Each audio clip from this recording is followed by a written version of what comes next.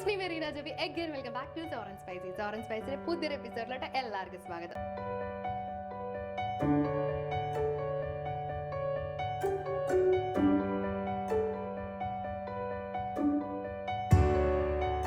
Hello, അപ്പോൾ ഇന്നത്തെ നമ്മുടെ റെസിപ്പി ഒരു ഗ്രീൻ കളർ ഫിഷ് ഫ്രൈയുടെ റെസിപ്പിയാണ് കേട്ടോ.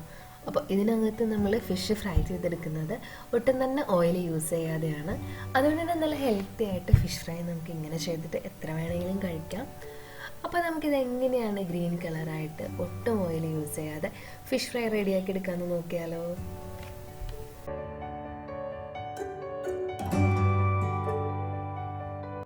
അപ്പോൾ ആദ്യം തന്നെ നമുക്ക് ഫിഷ് ഒന്ന് മാരിനേറ്റ് ചെയ്തെടുക്കാൻ വേണ്ടിയിട്ട് ഒരു ഗ്രീൻ കളർ മസാല റെഡിയാക്കി എടുക്കണം. അപ്പോൾ അതിന് വേണ്ടിയിട്ട് ഞാനിവിടെ കുറച്ച് കാര്യങ്ങൾ ഇവിടെ പ്ലേറ്റിൽ റെഡിയാക്കി വെച്ചിട്ടുണ്ട്. അതെന്തൊക്കെയാണെന്ന് നോക്കാം കേട്ടോ. നമുക്കൊരു 6-7 ചെറിയുള്ളി വേണം, ഒരു 10 ചെറിയ അല്ലി വെളുത്തുള്ളി വേണം, പിന്നെ ഒരു പീസ് ഇഞ്ചി വേണം, പിന്നെ ഒരു 2 പച്ചമുളക് ഞാനിവിടെ എടുത്തിട്ടുണ്ട്. നിങ്ങളുടെ എരിവിനനുസരിച്ച് പച്ചമുളക് എടുക്കാം കേട്ടോ. പിന്നെ കുറച്ച് മല്ലിയില വേണം, കുറച്ച് പുതിനയില വേണം, പിന്നെ ഒരു 1/2 ടീസ്പൂണോളം നല്ല ജീരകം വേണം, 1 ടീസ്പൂണോളം കുരുമുളകും കൂടെ വേണം. കുരുമുളക് നിങ്ങളുടെ എരിവിനനുസരിച്ച് ചേർക്കാം കേട്ടോ. ഇനി നമുക്ക് എടുത്തു വെച്ച് ഈ കാര്യങ്ങളെല്ലാം കൂടെ ഒരു മിക്സിയുടെ ജാറിലോട്ട് ഇട്ട് കൊടുക്കാം. അപ്പോൾ നമ്മൾ റെഡിയാക്കി വെച്ച കാര്യങ്ങളെല്ലാം കൂടെ ഞാൻ മിക്സിയുടെ ജാറിലോട്ട് ഇട്ട് കൊടുത്തിട്ടുണ്ട്. ഇനി നമുക്ക് ഇതിനകത്തോട്ട് ഒരു 1/4 ടീസ്പൂണോളം മഞ്ഞൾപ്പൊടി ചേർത്ത് കൊടുക്കാം. അതിനകത്തോട്ട് ആവശ്യത്തിനുള്ള ഉപ്പും കൂടെ ചേർത്ത് കൊടുക്കാം. ഇനി നമുക്കിത് നല്ല ഫൈൻ പേസ്റ്റായിട്ട് അരച്ചെടുക്കണം. അപ്പോൾ നമ്മുടെ ഫിഷ് മാരിനേറ്റ് ചെയ്തെടുക്കാനുള്ള ഗ്രീൻ മസാല ഇവിടെ റെഡി ആയിട്ടുണ്ട്.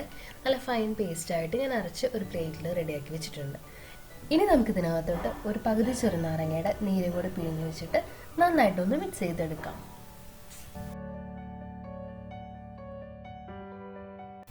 ഇനി നമുക്ക് ഫിഷുമ്മ നന്നായിട്ട് ഈ മസാല ഒന്ന് തേച്ച് പിടിപ്പിച്ച് കൊടുക്കണം. ഞാനിവിടെ 4 പീസ് ഓലക്കുടി എന്ന് പറഞ്ഞിട്ടുള്ള ഒരു മീനാണ് എടുത്തിരിക്കുന്നത്. അപ്പോൾ നിങ്ങൾക്ക് ഇഷ്ടമുള്ള മീൻ എടുക്കാം കേട്ടോ.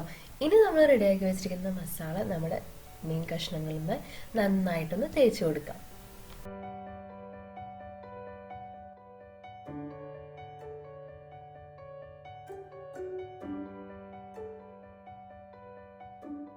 അപ്പോൾ നമ്മൾ റെഡിയാക്കിയ മസാല എല്ലാം ഞാൻ മീൻ കഷ്ണങ്ങളിൽ നിന്ന് നന്നായിട്ടൊന്ന് തേച്ച് കൊടുത്തിട്ടുണ്ട്.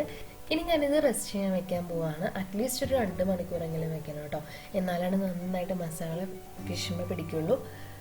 അപ്പം ഞാനിതൊരു 2 മണിക്കൂർ എടുത്ത് വെക്കാൻ വേണ്ടിയിട്ട് പോവാണ്. എന്നിട്ടാണ് ഫ്രൈ ചെയ്തെടുക്കുന്നത്. അപ്പോൾ ഏകദേശം ഒരു 2 മണിക്കൂർ കഴിഞ്ഞിട്ടുണ്ട് നമ്മൾ മാരിനേറ്റ് ചെയ്ത് വെച്ചിട്ട്. അപ്പോൾ ഫിഷ് ഫ്രൈ ചെയ്തെടുക്കാൻ വേണ്ടിയിട്ട് ഞാനിവിടെ ദോശ റെഡിയാക്കി എടുക്കുന്ന ഒരു പാനാണ് വെച്ച് കൊടുത്തിരിക്കുന്നത്. പാൻ നന്നായിട്ടൊന്ന് ചൂടായി വരുമ്പോൾ നമുക്ക് അതിനകത്തോട്ട് ഒരു വാഴയില വെച്ച് കൊടുക്കാം. ഇനി തീ ഒന്ന് നന്നായിട്ട് മീഡിയം ടു ലോ ഫ്ലെയിമിൽ ഇട്ടിട്ട് മാരിനേറ്റ് ചെയ്ത് റെഡിയാക്കി വെച്ചിരിക്കുന്ന മീനിൻ്റെ കഷ്ണങ്ങൾ വാഴയിലയുടെ മീതയ്ക്ക് നമുക്ക് നിരത്തി വെച്ച് കൊടുക്കാം. അപ്പോൾ ഞാൻ എല്ലാ കഷ്ണങ്ങളും വാഴയിലയുടെ മീതയ്ക്ക് വെച്ച് കൊടുത്തിട്ടുണ്ട്. ഇനി നമുക്ക് അതിൻ്റെ മീതെ ഒരു വാഴയില വെച്ച് കൊടുക്കണം. അപ്പോൾ നിങ്ങൾക്ക് ഇഷ്ടമാണെങ്കിൽ ഇങ്ങനെ വാഴ റൗണ്ടിൽ കട്ട് ചെയ്താൽ മതി കേട്ടോ. ഞാനിത് മൂടി വെക്കാനുള്ള സൗകര്യത്തിന് വേണ്ടിയിട്ട് കട്ട് ചെയ്തെടുത്തതാണ്. ഇനി നമുക്കിത് മൂടി വെച്ചിട്ട് ഒരു 8-9 മിനിറ്റോളം ഒരു സൈഡിൽ നിന്ന് കുക്ക് ചെയ്തെടുക്കണം. അപ്പോൾ തീ നന്നായിട്ട് കുറച്ച് തന്നെ ഇട്ടിട്ട് വേണം നമ്മൾ കുക്ക് ചെയ്തെടുക്കാൻ വേണ്ടിയിട്ട്. അപ്പോൾ ഞാനിത് മൂടി വെച്ചിട്ടൊരു 8-9 മിനിറ്റോളം ഒന്ന് കുക്ക് ചെയ്തെടുക്കാൻ പോവാണ്.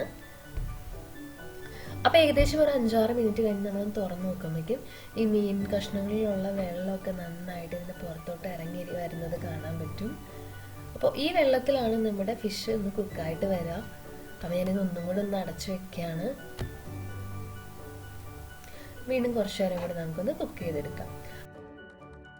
അപ്പോൾ ഏകദേശം ഒരു 8-9 മിനിറ്റ് കഴിഞ്ഞിട്ടുണ്ട് കേട്ടോ. അപ്പോൾ നമ്മുടെ ഫിഷൊക്കെ ഒരു സൈഡ് ആയിട്ടുണ്ടാവും. അപ്പോൾ നമുക്കതൊന്ന് മറച്ചിട്ട് കൊടുക്കാം.